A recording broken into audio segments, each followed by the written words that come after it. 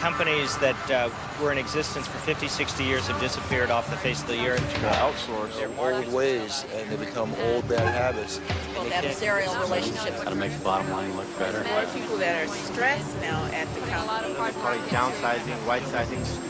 How to get my arms around all of this information. It seems like every day there's... Very monotone. Get it first.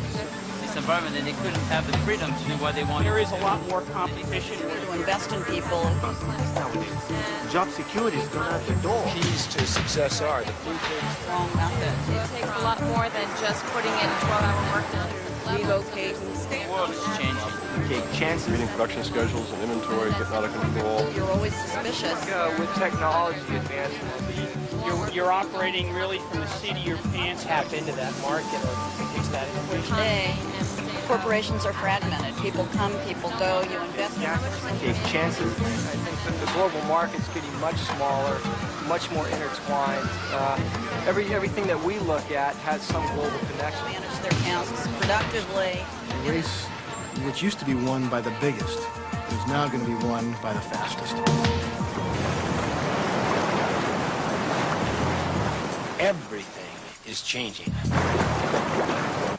And not only is it changing, but it's changing at an accelerated rate.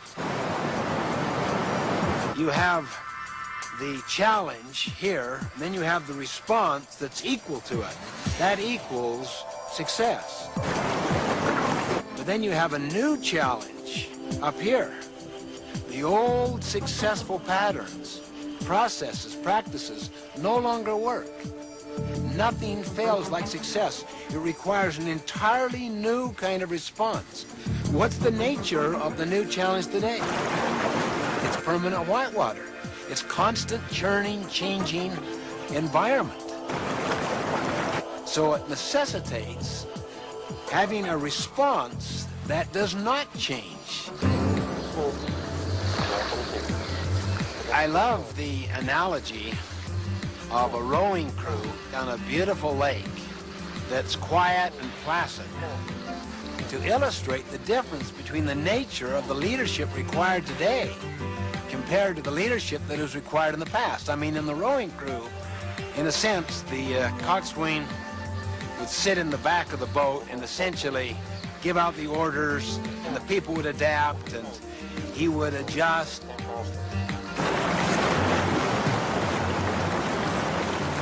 But on a turbulent whitewater situation, everyone has to have something inside them about what are we trying to do, what are the principles that are operating here, because if you try to manage them, they can't even hear you for the noise, the roar, and they have to have it inside them.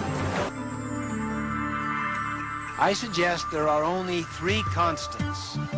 One is change. Two is principles. And three, choice, the power that you and I have to adapt to the other two constants. The greatest need we have in this whitewater world, this permanent whitewater world, is something that does not change, a changeless core. If people have principles at their center so that it's a changeless core, it gives them the capacity to deal with the dynamic changes that surround them.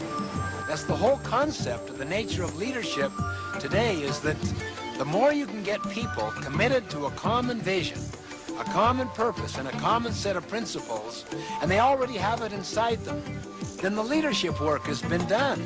And that's what the concept of principle-centered leadership is that you get principles into the heart and minds of people, and then into their culture. Then that begins to permeate and affect all other relationships. That's what has permanent strength and viability, so that it gives people at the center of an organization and in the center of their hearts and souls a sense of direction.